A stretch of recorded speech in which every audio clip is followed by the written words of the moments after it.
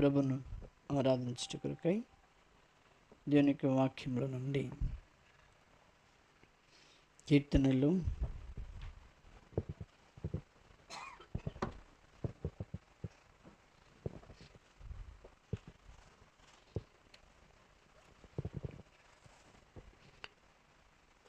84వ అధ్యాయము. కీర్తనలు 84.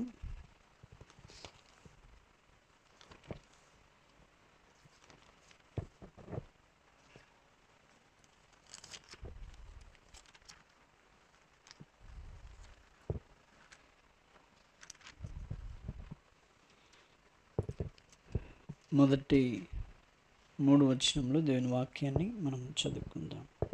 కీర్తనలు 84.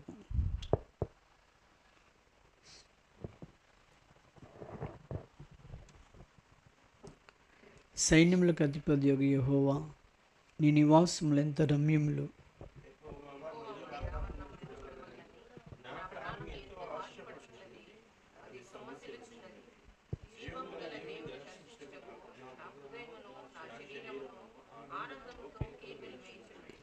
సైన్యములకు అధిపతి యెహోవా, నా రాజా, నా దేవా, నీ బలిపీఠం నొద్దనే పిచ్చుకలకు నివాసము దొరికెను, పిల్లలు పెట్టుటకు వానకోకిలకు గూటి స్థలము దొరికెను. ప్రభు సహాయం కొరకే మనం ప్రార్థన చేసుకుందాం. ప్రేమగల తండ్రి, పరిశుద్ధుడైన మా దేవానికి వందనములు. ప్రేమించి జ్ఞాపకం చేసుకొని తండ్రి, వెతికి రక్షించుకొని నీ యొక్క సన్నిధిని మాతో నుంచి ప్రభా మరొక ప్రభు దినాన్ని మీరు మాకు అనుగ్రహించినారు. మా ఆయుష్ పొడిగించి మమ్మల్ని ప్రేమించి గత వారం అంతా కూడా మా పనులలో ప్రయాణాలలో అన్నింటిలో కూడా చాలా దేవుడుగా ఉండి మమ్మల్ని నడిపించిన మీ ప్రేమను బట్టి నీకు వందనం చెల్లిస్తుంటున్నాను. సమయంలో తండ్రి, పాటల ద్వారా కూడా మీరు మహిమ పొందినారు, అందుకే నీకు వందనం చెల్లిస్తుంటున్నాం. చదవబడిన వాక్యం ద్వారా మాతో మీరు మాట్లాడుతురండి. అయోగ్యుని నన్ను శిలువ చాటును మరుగుచి నీ సన్నిధి నుంచుము, కృప చూపించు.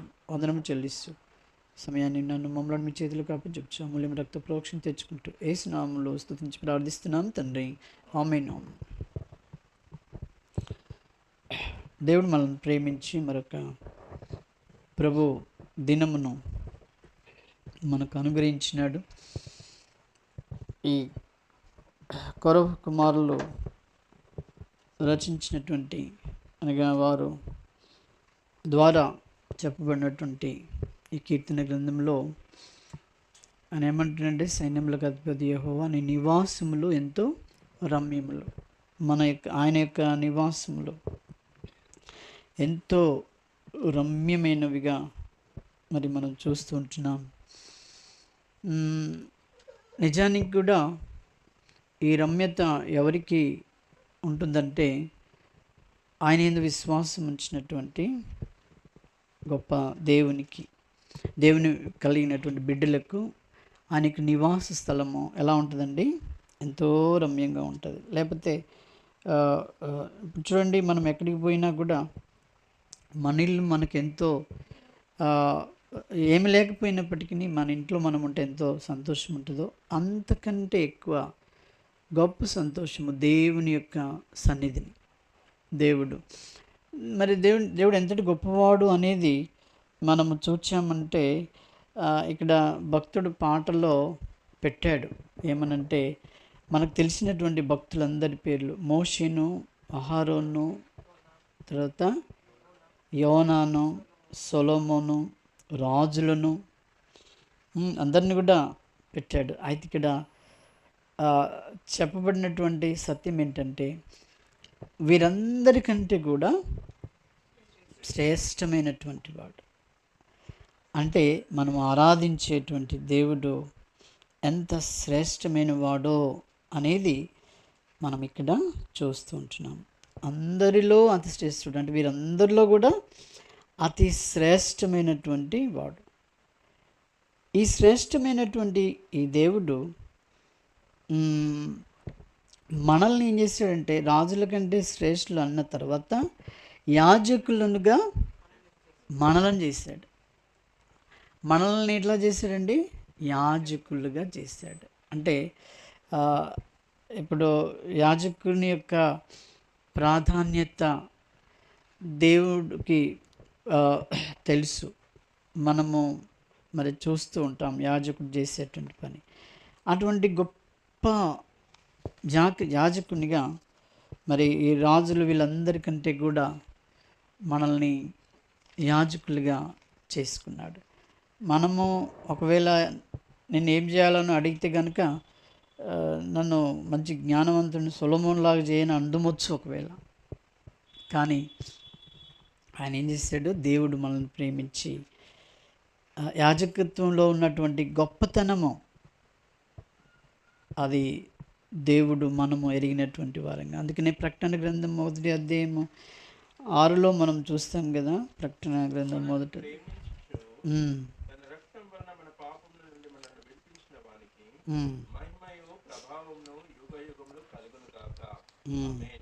ఆయన మనను తన తండ్రి యొక్క దేవునికి ఒక రాజ్యంగాను యాజకులుగాను చేసెను. తండ్రి యొక్క దేవునికి మనల్ని ఏం చేశాడండి? రాజ్యముగాను యాజకులుగా చేశాడు. మన పట్ల ఆయనకున్నటువంటి ప్రేమ, ఆ గొప్ప యాజకత్వాన్ని దేవుడు మనకు అనుగ్రహించినాడు. అనగా మరి దేవుని యొక్క సన్నిధిలో మనం వెళ్ళడానికి ఆ గొప్ప అర్హత చూడండి. మనము హెబ్రీలు రాసిన పత్రిక 4:16 వచ్చిన చూడండి. 4:16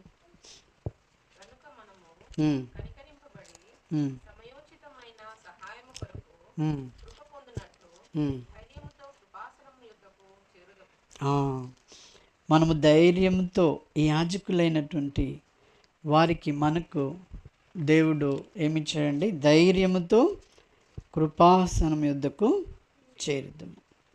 నిజమైనటువంటి యాజకత్వం వారు మరి ఎలాగూ ధైర్యంతో ఈ బాహ్య సంబంధమైనటువంటి మందిరంలో ఎలా వెళ్తారో, అయితే దేవుడు తన యొక్క కృప ద్వారా మనల్ని కూడా ధైర్యంగా ఆయన కృపాసనం యొద్దకు వెళ్ళుటకు మనకు ఆ గొప్ప ఆధిక్యత ఇచ్చాడు. మరి వీరు కూడా ఆ నివాస స్థలమును ఎంతో రమ్యమైనదిగా చూపిస్తూ వచ్చారు. ఆ నివాస స్థలము ఎంతో రమ్యం. తర్వాత వీరి యొక్క ఆశ ఏంటి? 2వ వచనంలో యెహోవా 84 కీర్తన 2వ వచనం.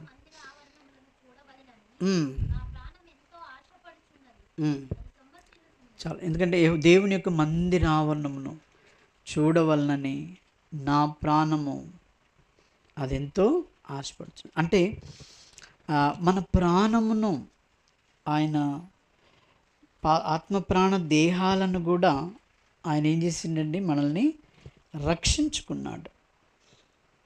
ఇప్పుడు ఆత్మ ప్రాణ దేహములను దేవునికి యాజకత్వంగా మనల్ని తన యొక్క సన్నిధిలో నిలబెట్టుకున్నాడు.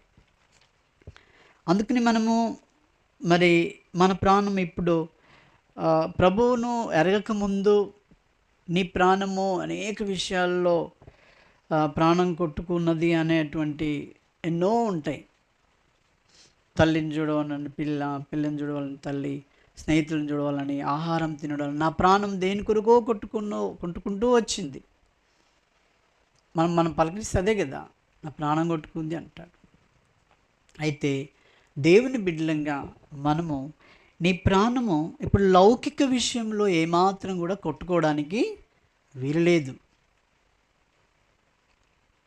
ఇప్పుడు నీ ప్రాణం దేని కొరకు కొట్టుకోవాలి చెప్పండి? ఆయన యొక్క మందిరమును చూడండి. ఇప్పుడు మనం హెబ్రీలో చూసాం కదా, సమయోచితమైన సహాయం కొరకు కృప పొందినట్లు ధైర్యంతో కృపాసనం వద్దకు చేరుదాము. ఆశ ఉండాలంట మనము అలాంటి ఆశ కలిగి ఈ లోకంలో ప్రభుని ఆరాధించి బిడ్డలుగా ఉండాలి. హెబ్రీలు రాసిన పత్రిక మరి 10వ అధ్యాయము 20వ వచనం కూడా చూడండి. హెబ్రీ 10:20.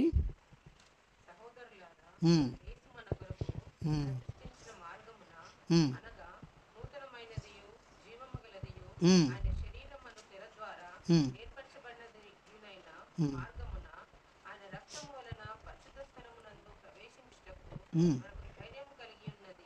ఉమ్, కనుకను ఉమ్. దేవుని ఇంటి పైన మనకు గొప్ప యాజకుడు ఉన్నాడు. కనుకను చాలు. ఇక్కడ ఏమంటుందంటే మనకు ధైర్యము కలిగి ఉన్నది. మనకు వచ్చిన ధైర్యము దేనితోటండి?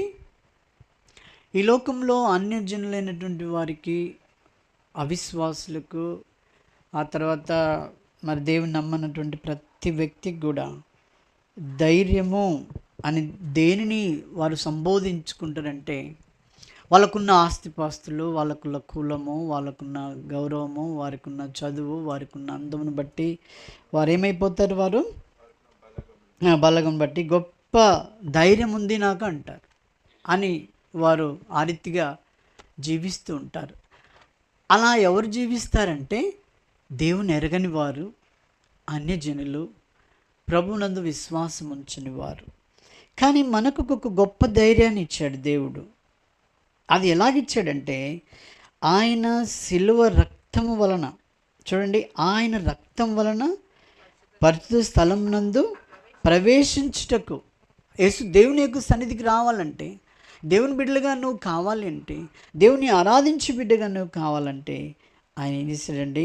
ఆయన యొక్క ప్రశస్తమైనటువంటి పరిశుద్ధమైనటువంటి రక్తమును మన కొరకై చిందించినాడు. అర్థమైంది? దాని ద్వారా, ఆయన రక్తం చిందించడం ద్వారా మనకు కలిగినటువంటి లాభం ఏంటి? పరిశుద్ధ స్థలంలో ప్రవేశము దొరికిందండి, ధైర్యము దొరికింది. నీ ఆస్తి పాస్తులు, చదువులు, లేకపోతే నీ బలగము, లేకపోతే నీ కులము, ఏది కూడా నిన్ను దేవుని దగ్గరికి సమీపింపనివ్వదు. అవన్నీ కూడా ఇక్కడి. తర్వాత ఇంకేం చేశాడంటే ఆయన యొక్క రక్తం యొక్క విలువ చూడండి. పేతురు రాసిన మొదటి పత్రిక ఆయన యొక్క చూడండి, మొదటి పత్రిక ఏమంటుందంటే 18వ వచనం, మొదటి అధ్యాయము 18వ వచనం. పితృపారంపరమైన మీ వ్యర్థ ప్రవర్తనను విడిచిపెట్టినట్లుగా వెండి బంగారంలో వంటి క్షయ వస్తువుల చేత మీరు విమోచింపబడలేదు కానీ. చాలు. ఇక్కడ ఏమంటుండు అర్థమవుతుందో మనకి ఇది? మీరు బాగా గమనించండి.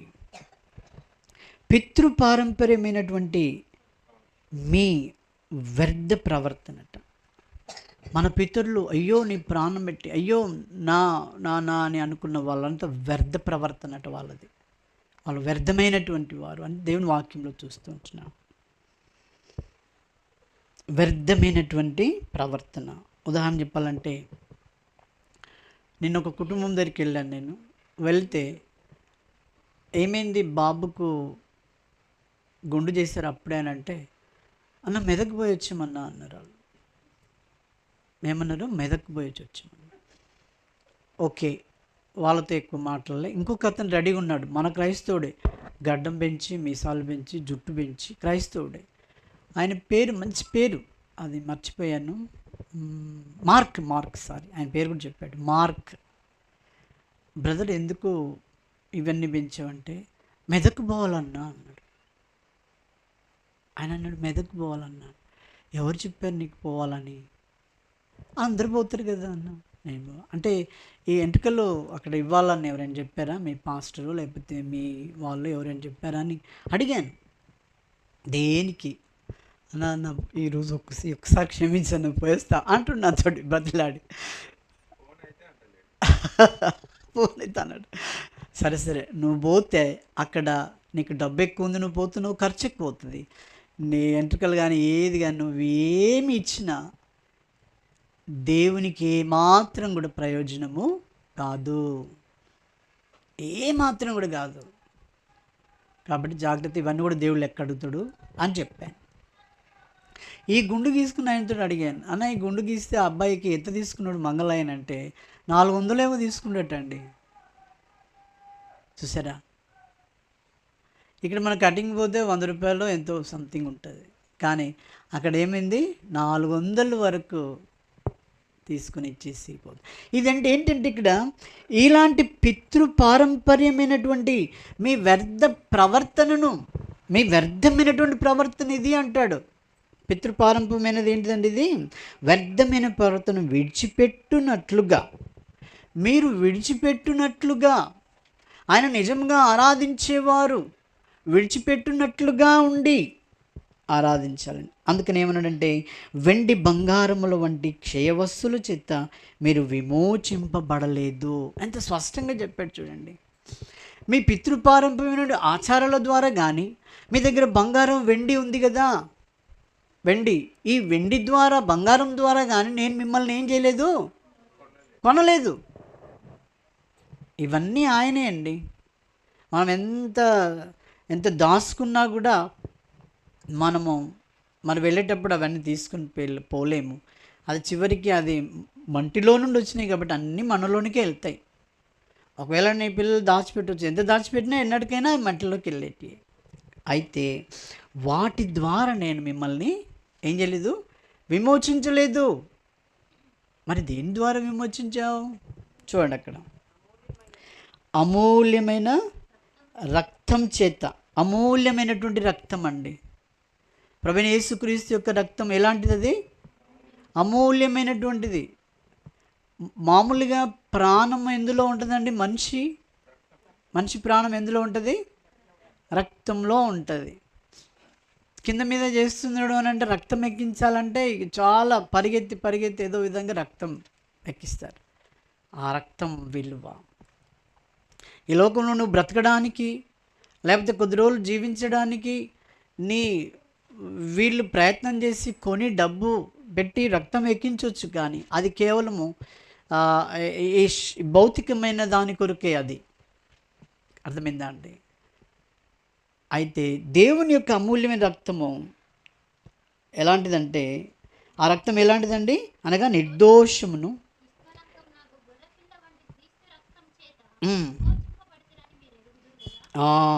అమూల్యమైన రక్తము. ఆ రక్తం ఎలాంటిదండి? నిర్దోషమైనది, పాపం లేనటువంటి రక్తం.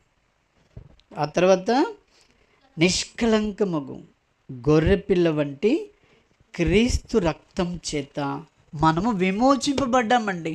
బాగా గమనించండి, నీ క్రియల ద్వారా, వెండి బంగారం నువ్వు ఇచ్చడి ద్వారా నువ్వు రక్షింపబడలేదు. నువ్వేమాత్రం కూడా దేవుని బిడ్డవు కాలేవు. మనము దేవుని బిడ్డలంగా ఆయన యొక్క విలువైనటువంటి రక్తంని ఇచ్చి మనల్ని కొన్నాడు. కాబట్టి ఇప్పుడు మన ప్రాణము, మన ఆశ దేని కొరకు ఆశించేదిగా ఉండాలని ఈ కౌరవ కుమారులు చెప్తూ వచ్చారండి. నా ప్రాణం ఎంతో ఆశపడుచున్నది, అది సొమచిల్లుచున్నది. ఒకప్పుడు నీ ప్రాణము ఎలాగంటే, అయ్యో ఈరోజు ఇది తింటే బాగుండు నా ప్రాణానికి అని ఉండే. కానీ ఇప్పుడు నీ ప్రాణానికి ఏముండాలి? నువ్వు దేవుని బిడ్డవు. నిన్ను రక్తం చేత విమోచించి కొన్నాడు. ఆయన యొక్క రక్తము దేని కొరకు మరి సహాయపడింది చూడండి. 1 యోహాను పత్రిక 1వ అధ్యాయము 7వ వచనం మనం ఎప్పటికీ జ్ఞానం చేస్తాం.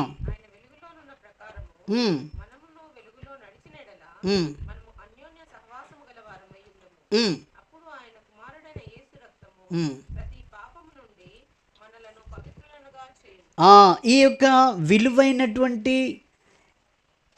రక్తము, నిర్దోషమును నిష్కలంకమైనటువంటి ఈ గొర్రెపిల్ల రక్తము అది ఏమిటికి మనకు సహాయపడిందండి? మనలో ఉన్నటువంటి పాపమును. అర్థమైందా అండి? మనలో ఉన్నటువంటి పాపమునంతా కూడా యేసుక్రీస్తు రక్తము ద్వారా మనలను ఏం చేశాడు? ఆయన పవిత్రునిగా చేశాడు. యేసు రక్తము దేనికి పనిచ్చిందండి? ఇప్పుడు నీది ఏ గ్రూపు నాకు తెలియదు సరిగా. మన గ్రూపులు ఉంటాయి కదా, మన గ్రూపులు ఉన్నప్పుడు మనకు బ్లడ్ లేనప్పుడు మళ్ళీ ఏం చేస్తారు? వెంటనే ఆ గ్రూప్ నెంబర్ చెప్పగానే ఎక్కడ ఉందో అక్కడ వెతుకొని తీసుకొని వచ్చి ఆ బ్లడ్ ఎక్కిస్తారు. అప్పుడు ఏమవుతాడో ఆ మనిషి ఇంకా కొద్ది రోజులు బ్రతకడానికి ఉంటుంది, అంతే. కానీ యేసుక్రీస్తు యొక్క రక్తము దేనికి పనిచేసింది? అది మనము జన్మంతా పాపపు రక్తముతో పుట్టినటువంటి మనల్ని ఆయన ఏం చేశాడంటే, ఆయన యొక్క రక్తం వలన మన ప్రతి పాపం నుండి మనలను పవిత్రులుగా చేశాడు. పవిత్రత చేసేది ఏంటంటే, మన పితృపారంపరమైన చారాలు ఉంటాయి కదా, దాని నుండి నీకేమాత్రం కూడా ఉండడానికి వీల్లేదు అని. ఆ తర్వాత వెండి బంగారములు ఏమాత్రం కూడా నీకు జ్ఞాపకానికి రాకూడదు. పితృపారంపర్యం ఏ అలవాటు ఆచారం ఏది కూడా లేకుండా ప్రభు నిన్నేం చేశాడు, తనకు రక్తం అందుకొరకు నీలో ఒక్క దినం అనేది కూడా నీలో ఉండకుండా రక్తం చేత నిన్ను కడిగాడు. దినం అని తెలుసు కదా, చెప్పండి. మంగళవారం గోలిగే, శుక్రవారం గోలిగే, 9 వద్దులకు మా అమ్మాయి బయటికి వెళ్ళొద్దు, ఆ రోజుకి ఈ రోజు బయట వద్దు, ఇంకా ఎన్నెన్నో దినాలు ఉన్నాయి మనకు. ఇవన్నీ పితృపారంపర్యమైనటువంటి మీ ఆచారాలు, వ్యర్థ ఆచారాలు అన్నాడు. దానివల్ల నీకు ఏ మాత్రం కూడా దేవునికి ఏమాత్రం కూడా సహాయపడదు, అపవిత్రతనే అవుతుంది కానీ సహాయం అనేది కాదు. ఎందుకంటే అక్కడి నుండి నిన్ను కొన్నాడు. ఆయన యొక్క రక్తమును నువ్వు బ్రతుకుతున్న కొద్దీ, నువ్వు బ్రతుకుతూ ప్రభు దినాన్ని ఆరాధిస్తున్న కొద్దీ నీవు ఎలా ఉండాలంటే, అది నీవు మనం బ్లడ్ ఎక్కించేటప్పుడు ఎలా ఎక్కిస్తారండి, ఎల్లకిల్ల పడుకోబెట్టి హాయిగా ఇస్తూ ఉంటారు కదా. అప్పుడు అది మెల్లమెల్లగా ఏమవుతుంది, పోతూ ఉంటుంది. ఆ బ్లడ్ అంతా అయిపోయేదాకా అట్లా పడిపెడతారు. ఇప్పుడు నువ్వు ఆరాధించే బిడ్డవుగా నీకు ప్రభు దినాన్ని ఇచ్చినాడు కాబట్టి నువ్వు మెల్లమెల్లగా యేసుప్రభు యొక్క రక్తాన్ని నీలోనికి ప్రవహిస్తూ ఉండాలి. నీ చెడు రక్తము, నీ పాపపు రక్తము అనగా దినాలు, ఆచారాలు, వ్యర్థమైనటువంటి ఈ పితృపారంపమైనటువంటి ఇవన్నీ ఆచారాలన్నీ కూడా ఏం కావాలా, ఒక్కొక్కటి వెళ్ళిపోతూ ఉండాలి. పరిశుద్ధ రక్తము నీలోనికి ఎక్కాలి. అప్పుడే నువ్వేం చేస్తావండి, నిజమైనటువంటి ఆరాధికుడిగా తయారవుతావు. ఆయన యొక్క సార్వభౌమత్వంలోనికి నువ్వు వస్తావు, ఆయన సారూప్యంలోనికి నువ్వు రాగలుగుతావు. రోమీయులకు రాసిన పత్రికలో మనం చూస్తాం కదా, 8వ అధ్యాయము, రోమా 8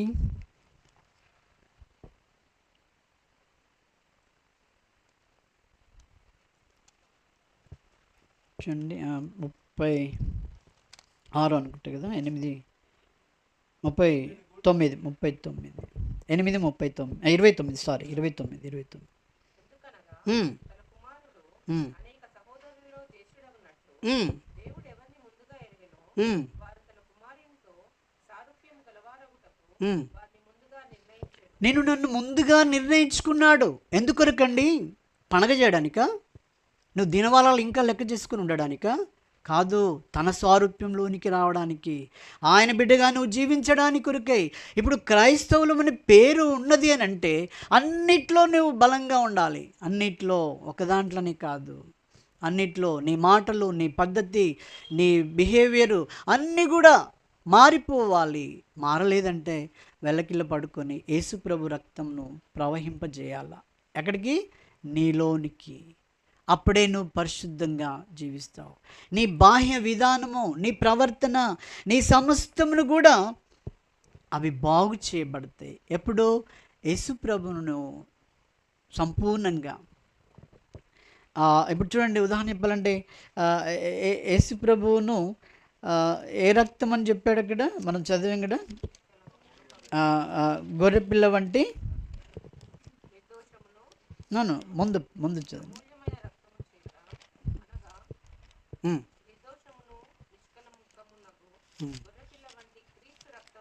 చాలు. గొర్రెపిల్ల వంటి క్రీస్తు రక్తం. అర్థమైందా అండి? గొర్రెపిల్ల. ప్రభువైన యేసుక్రీస్తు వారు యోహాను సువార్తలో 1వ అధ్యాయంలో మనం ఏమని పిలువబడతాం, ఆయనను ఏమని పిలుస్తారు చూడండి. యోహాను పిలుస్తూ వచ్చాడు. యోహాను సువార్త 29వ వచనం.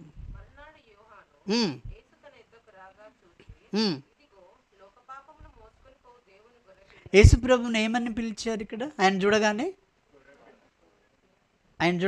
అన్నాడు కదా, ఎవరు? యోహాన్. మనకు కూడా అలాంటి పేర్లు ఉంటాయి కదా కొన్ని. మనం చూడగానే ఏదో ఒక చిన్న వేరే పేరు ఉంటుందా? ఉంటుంది కదా. ఇప్పుడు యేసుప్రభు కూడా ఆ పేరు వచ్చింది. ఏది? గొర్రెపిల్ల అంటే. ఇప్పుడు యేసుప్రభులోనికి వచ్చిన తర్వాత మన ఊర్లలో కూడా మన పేర్లు ఉంటాయండి. అమ్మో ఆమెనా జగడబోతుంది, వస్తుంది అంట పేర్లు. వాడు తిట్టిపోతాడు, వాడు వస్తున్నాడు అంటాడు. వీటికి రకరకాలుగా అయినటువంటి పేర్లు పెడుతూ ఉంటాం. యోహాన్ యేసుప్రభుని చూచి ఏమన్నాడు? లోక పాపములు మోసుకొని పోవు దేవుని గొర్రెపిల్ల. ఇంకా 36లో కూడా అన్నాడు, ఇదిగో దేవుని గొర్రెపిల్ల, ఇదిగో దేవుని గొర్రెపిల్ల. ఈ గొర్రెపిల్ల ఎందుకొరకు గొర్రెపిల్లగా ఈ లోకానికి వచ్చాడండి? చెప్ప, నీ కొరకే, నా కొరకే. నువ్వు ఎక్కడున్నా కానీ నీ యొక్క రోత జీవితము, నీ యొక్క పాప జీవితము, ఏమైనా ఆచారాలలో ఉన్నటువంటి నీ జీవితము, లేకపోతే వెండి బంగారము నా దగ్గర ఉన్నాయని గర్వించేటువంటి జీవితము, దీన్ని మార్చడానికి కొరకే ఆయన గొర్రెపిల్లగా వచ్చాడు. మేము ఒక సీతమ్మ దగ్గర కిరాయికి ఉన్నప్పుడు ఎగ్ తింటావా అమ్మ అంటే, మేము మడి కట్టుకున్నాం అనేది, లేకపోతే ఇంకేదో అనేది. తర్వాత మేము బొమ్మడి చేపలు వేస్తే వాళ్ళకు వాసన వచ్చేది. వాళ్ళు కదా, అయితే మూతికి పెట్టుకొని అయిపోయిందా అంటూ ఉండేవాళ్ళు. ఎన్నో రకాలైనటువంటి ఆ పద్ధతుల్లో, ఆచారాలతో, వీటన్నిటితో జీవిస్తూ వస్తున్నటువంటి జీవితం. అయితే ప్రభువు ఎంత గొప్పవాడంటే, నీ గుణాన్ని, నీ గుణలక్షణములను, నీ యొక్క పాప జీవితాన్ని, నీ గుణలక్షణం ఏం తెలుసా నీకు? మా అయ్య చేసిండు ఇది, నేను ఆ కాలు పెట్టాలి, మా అవ్వ చేసిండు ఇక్కడ పోయి చేయాలి, నేను ఇవే నీకు గౌరవమే. కానీ ప్రభు ఏమంటుండంటే, ఇది వ్యర్థమైనటువంటి ఆచారంలో ఇలాగ నన్ను ఆరాధించడానికి లేదు. నేను మిమ్మల్ని, నేను నా ప్రాణం ఇచ్చి, నా రక్తం ఇచ్చి ఆయన కొన్నాడు అంటున్నాడు. ఇక్కడ ఏమన్నాడు? నా ప్రాణము ఎంతో ఆశపడుచున్నది. ఎవరి కొరకు? దేవుని కొరకు. ఇప్పుడు నా ప్రాణము ఎవరి కొరకు ఆశపడాలండి? ఆయన కొరకే. ఆయన కొరకు. ఆయన కొరకు నువ్వు ఆశపడితే మందిరాన్ని కూడా నువ్వు ఆశతో వస్తావు. ముందు ఆయన మీద ఆశ ఉండాలంటే, మనకు శాస్త్రం తెలుసు కదా, మనసు ఉంటే మార్గం ఉంటుందని మనకు తెలుసు. మనసు ఉంటే మార్గం అనగా నీ ప్రాణంలో ఎవరు ఉండాలి ఇప్పుడు? అణువున యేసుక్రీస్తే. దేవుని బిడ్డవైతే నీవు నీ అణువున కూడా ఆయన యొక్క రక్తము ప్రవహించినట్టుగా ఉండాలి నీలో. అప్పుడే నిన్ను అన్ని విషయాల్లో దైవికంగా నిన్ను నడిపిస్తూ ఉంటుంది, నిజమైనటువంటి ఆరాధికునిగా నిన్ను నడిపిస్తూ ఉంటుంది.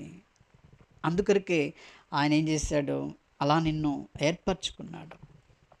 ఇప్పుడు వారికే కాదు, ఎవరికి? కొరవ కుమారులకే కాదు, కానీ నీకు నాకు దేవుని యొక్క మందిరమును చూడవలనని, ఆయన యొక్క నివాస స్థలము నాకెంతో, నా ప్రాణం ఎంతో ఆశపడుచున్నది, అది సొమ్మసిల్లుచున్నది. జీవం కలిగినటువంటి దేవుని దర్శించుటకు నా హృదయం, నా శరీరం నందు ఆనందంతో కేకలు వేయుచున్నది అంటున్నాడు. జీవం గల దేవుని దర్శించుటకు. అర్థమైందండి? చిన్న పిల్లవాడిని ఏడుస్తున్నప్పుడు మనం ఎంత ప్రయత్నం చేసినా వారు ఏడుపు ఊరుకోరు. చిన్నపిల్లోడు ఊరుకుంటారా అండి? ఊరుకోరు. ఎప్పుడు ఊరుకుంటారు? మనం ప్రయత్నం చేసి ఊరుకోరండి. కానీ ఎప్పుడు ఆయన ఏడుపు మానేస్తాడు? తల్లిని చూసినప్పుడు, తల్లి దగ్గరికి వెళ్ళినప్పుడు అంత పోతుంది. మనం కూడా అంత చూసి అమ్మ మాకు చేతనవుతలేదు ఇప్పటాన్ని మనము ఇచ్చేస్తాం. తల్లి యొక్క ఒడి, లేకపోతే తల్లి యొక్క రూపాన్ని పిల్లలు, చిన్నపిల్లలు చూసి ఎంత ఆనందిస్తారో, ఎంతగా ఏడుపును మానేస్తారో చూసారా? అయితే ఇక్కడ ఏమంటుందంటే, జీవం గల దేవుని దర్శించుటకు నీ ప్రాణం. ఈ లోకంలో ఏది చూసినా నీకు అవసరం లేదు, ఎవరు కూడా నీకు అవసరం లేదు. ఆ చిన్నపిల్లోని వల్లే మనం కూడా ఎలా ఉండాలండి? ఆయనను చూస్తే చాలు, నాకు ఆయన ఆరాధించాలి, ఆయన కనపరచాలి. నా జీవం కలిగిన దేవుడు నా కొరకై నా యొక్క పాపం యొక్క జీవితాన్ని మార్చివేసినటువంటి దేవుడు, ఆయనను నేను ఆరాధించాలి, ఆయన నేను కనపరచాలి నా జీవితం ద్వారా. ఆయనను చూడవాలని నాకు ఆశ ఎక్కువగా, అదే నా కోరిక అని చెప్పేసి, మరి ఈ వీరన్నం మాదిరిగా మనం కూడా దేవునికి సన్నిధిలో అనే వారంగా ఉండాలి. ఇంకేమన్నాడంటే, సైన్యములకు అధిపతికి యెహోవా నా రాజా నా దేవా. నా రాజా నా దేవా, నా రాజు నువ్వు, నా దేవుడు. ఆరాధించి బిడ్డలు ఎంత గొప్ప ఆశతో మన ప్రభువును మనం ఆరాధించేవారు. ఎందుకంటే నీ జీవితమును, నీ యొక్క పాప జీవితాన్ని ఎవ్వరు కూడా మార్చలేరు ఈ లోకంలో. ఆయనే మార్చినాడు. దేవునితో నిన్ను సమాధానపరిచినాడు. ప్రభువైన యేసుక్రీస్తు వారు ఈ లోకానికి వచ్చినప్పుడు ఒక మాట అంటాడు, మనము 25లో ఎక్కువ ధ్యానిస్తూ ఉంటాం. ఏమని అంటాడండి? ఒకే ఒక మాట ఆయనకు ఉంటుంది. ఏంటంటే ఒక 2 లూకా 14వ వచనం, భూమి మీద సమాధానము కలుగునుగాక. సమాధానము కలుగునుగాక. సమాధానం. యేసుప్రభు ఈ లోకంలో జీవించినాడు. యేసుప్రభు ఎందుకొరకు వచ్చినాడు ఈ లోకంలో? సమాధానం ఇచ్చిన కొరకై. నీకు నాకు దేవునికి సమాధానం లేదు మన మధ్యలో. ఉందా అండి? లేదు. అయితే దేవునితో నీవు సమాధాన పడడానికి కొరకై ప్రభువైన యేసుక్రీస్తు వారు మధ్యవర్తిగా ఈ లోకానికి వచ్చి మన పాపముల కొరకై ఆయన బలి అర్పణగా చేయబడి దేవునితో నిన్ను నన్ను ఏం చేశాడు? సమాధానపరిచాడు. అది ఆయన చేసినటువంటి కార్యం. యేసుప్రభు వారు ఈ లోకంలో ఉన్న తర్వాత ఆయన మరి చనిపోయి సమాధి చేయబడి తిరిగి ఆయన 3వ దినమున లేచిన తర్వాత సమాధి యొద్దకు వారు వెళ్తారు. వారు వెళ్ళిన తర్వాత యోహాను సువార్త 20వ అధ్యాయంలో ఉంటుంది చూడండి. ప్రభు అయిన యేసుక్రీస్తు ఆయన లేచినాడు. లేచిన తర్వాత వారితో ఏమని మాట్లాడతాడంటే 19వ వచనము చివరిలో ఉంది. యేసు వచ్చి మీకు సమాధానము కలుగునుగాక. యేసు ప్రభు ఆయన సమాధానానికి కర్త అండి. ఆయన మీకు సమాధానము కలుగునుగాక.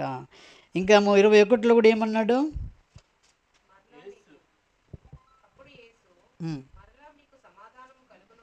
సమాధానము కలుగునుగాక. ఆయన లేచి వస్తే ఏమో దొరుకుతుందో అనుకోవచ్చు వీళ్ళు. యేసుప్రభు దగ్గరికి పోతే మనకు ఏం కలుగుతుందండి? సమాధానం కలుగుగాక. సమాధానంకు వ్యతిరేకం ఏంటంటే యుద్ధం. ఇప్పుడు మన ప్రపంచ దేశాలన్నింటిలో కూడా ఏమవుతున్నాయండి? యుద్ధాలు జరుగుతూ ఉన్నాయి, బాగా జరుగుతూ ఉన్నాయి. సమాధానపరచడానికి ఎవరు లేరు. తర్వాత 26లో కూడా మాట అన్నట్టు చూడండి, మీకు సమాధానము కలుగునుగాక. యేసుప్రభు యొక్క ఆయన యొక్క ఆశ మనందరికీ ఏమి ఇవ్వాలండి? సమాధానం ఇచ్చిన కొరికే ఆయన వచ్చాడు. మనకు సమాధానం ఈ లోకంలో దేని ద్వారా దొరకదు మనకు. ఆయనే మనకు సమాధానముకు ఉన్నాడు. తర్వాత చూడండి చివరిగా 2వ కొరింథీయులకు రాసిన పత్రిక 5వ అధ్యాయము 18వ వచనం. 5:18. 2 కొరింథీ 5:18.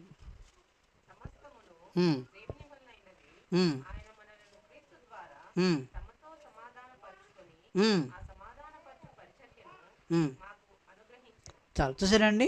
క్రీస్తు ద్వారా మనకు ఏం కలిగిందంటే లాభము. క్రీస్తు ద్వారా ఏం కలిగిందండి? సమాధానం. అక్కడ చెప్పాడు కదా, క్రీస్తు ద్వారా తన అంటే ఎవరు? దేవునితో. క్రీస్తు ద్వారా తనతో సమాధానపరుచుకొని మనల్ని సమాధానపరిచాడు. నీకున్న ఎలాంటి మరి యేసుప్రభు బిడ్డలు ఎలా ఉండాలంటే రాను మొన్న అన్న నేను ఒక మాట అనుకున్నాము ఏంటంటే, ఎదుగుతున్న కొద్దీ ఒదిగి ఉండాలని. ఎదుగుతున్న కొద్దీ ఏమై ఉండాలా? వద్దు ఉండాలని. నీకు ఎన్ని దినంలో వస్తున్నాయో ప్రభు దినంలో, అప్పుడు నీవు ఒక అదేమంటారు మన చిచ్చుబుడ్లాగా లేకపోతే కుక్కర్ లాగా పుస్సు అన్నట్టు ఉండొద్దు. నువ్వు అన్నట్టు ఎలా ఉండాలండి? ఎలా ఉండాలి? సత్కిలబడినట్టుగా. అర్థమైందా? అది నువ్వు మామూలుగా ఉంటలేవు, ఎందుకు చేత కాదని కాదు, ప్రభువుని బట్టి ఉండాలి. ఎదుగుతూ ఉండాలి ఆత్మీయంగా, సమాధానంతో వెళ్తూ రావాలి. అదే నిజమైనటువంటి ఆరాధన. నీలో ఏమాత్రం కూడా కోపము, ద్వేషము, పగ, ఈర్ష్య, ఆ తర్వాత ఆచారాలు, వెండి బంగారము కలిగి ఉండి ఈ గర్విష్టమైన గర్వం సంబంధించిన అన్నీ కూడా నీలో నుండి వెళ్ళిపోయి నువ్వేమై ఉండాలండి? సమాధానము కలిగి ఉండాలి. అదే ప్రభు కోరుతుంటున్నాడు. కాబట్టి ఈ నోహు, ఈ యొక్క కొరవ కుమారులు వారి యొక్క ఆశ ఏంటిదండి? పాపం వీరు ఎలాగో ఎంతగా ఆశపడ్డారో. ఎందుకంటే మనకేమో క్లియర్గా యేసుప్రభు వచ్చి మన కొరకు రక్తం చిందించి మనల్ని సమాధానపరచడం ఇంత తేటగా మనకు ఉన్నది. వీరు ఎలా దేవుణ్ణి వారి కేవలం ఆయన చూచడం ద్వారానే వారు అంతగా విశ్వసించారు. మనకు ఆయన గొర్రెపిల్లగా పేరు పొందినాడు, బలి అర్పణగా చేశాడు, రక్తాన్ని చిందించినాడు, ఎంత గొప్ప క్రయాన్ని చేసినాడు. అయినా మనకు ఎంతవరకు వస్తుందండి ఆయన మీద ప్రేమ? ఎంతవరకు ఆశ ఉంటుందండి ఆయన మీద మనకు? కదా, ఆ ప్రాణము సొమ్మసిల్లేదిగా ఉండాలని ఆయనకు. ఎందుకంటే ఆయన దేవుడు ఎవరండి? యెహోవా 3వ వచనం ఉంటాడు, నా రాజా నా దేవ. ఆయన ఎవరండి? ఎవరి రాజు అండి? ఎవరి రాజు ఆయన?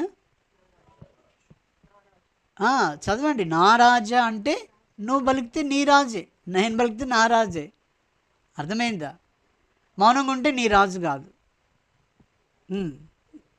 కాబట్టి యెహోవా నా రాజా నా దేవ. నీకు ఇంతకంటే గొప్పది కేవలం యేసుక్రీస్తు ద్వారా లభించింది. ఇప్పుడు నీ ప్రాణం ఎలా ఉండాలండి? ఆయన కొరకే తృష్ణ కొనేదిగా ఉండాలి, ఆయన కొరకు తల్లడిల్లేదిగా ఉండాలి. ఈ లోకంలో దేని గురించి కాదు, ఇప్పుడు ఆయన కొరకు ఉండు. ఒకవేళ లేదా అలాంటిది, ఆయన రక్తాన్ని నువ్వు ఆశ్రయించు. ప్రభువా, నీ నిష్కలంకమైన నీ గొర్రెపిల్ల వంటి క్రీస్తు రక్తం చేత నన్ను మరలా మరలా కడుగు. అప్పుడు నువ్వు నిజమైనటువంటి ఆరాధికుడిగా, నీలో ఉన్నటువంటి పాపపు, మీకు తెలుసు అపోస్తలుల కార్యం 9వ అధ్యాయంలో సౌలుగా ఉన్నప్పుడు ఆయన కింద పడిపోగానే ఆయన కనులు ఏమైపోయినాయండి? పోయినాయి కదా, ఆయన కనులు చూడలేకపోయాడు. తెలుసు కదా ఆ కథ, మీకు తెలుసనే డైరెక్ట్ చెప్పాను నేను. తెలియకపోతే చదవండి బాగా 9వ అధ్యాయంలో. అప్పుడు మరి అక్కడ ఒక భక్తునితో చెప్తాడు, ఆయనకు ప్రార్థన చేయనప్పుడు, ఆ ప్రార్థన చేసినప్పుడు ఆ కన్నుల నుండి అవన్నీ ఎలా రాలిపోయినాయట? పొరలుగా రాలిపోయినాయి అని చెప్తూ ఉంటుంది. పొరలు, నీ గర్వము, నీ అధికారము, నీ వెండి బంగారములు, లేకపోతే నీ నిర్లక్ష్యము, మరి వీటన్ని పొరలుగా ఎంచుకొని వాటన్నిటిని తొలగించి నిన్ను తన బిడ్డడిగా చేసుకున్నాడు. కాబట్టి నీ ప్రాణాత్మ దేహంతో నీ ప్రభువును నువ్వేం చేస్తూ రావాలి? ఆరాధిస్తూ రావాలి. ఎంత గొప్ప కార్యాన్ని చేశాడండి. అంత గొప్ప దేవుడు నిన్ను సమాధానపరచడానికి కొరకే ఆయన బలి అర్పణగా చేయబడ్డాడు. కాబట్టి అట్టి గొప్ప దేవుణ్ణి మనం హృదయపూర్వకంగా ఇటు తలంపులు, ఆలోచన కలిగి, ఆశ కలిగి మన ప్రభువును మనము ఆరాధించుకుందాం. మనం ఒక పాట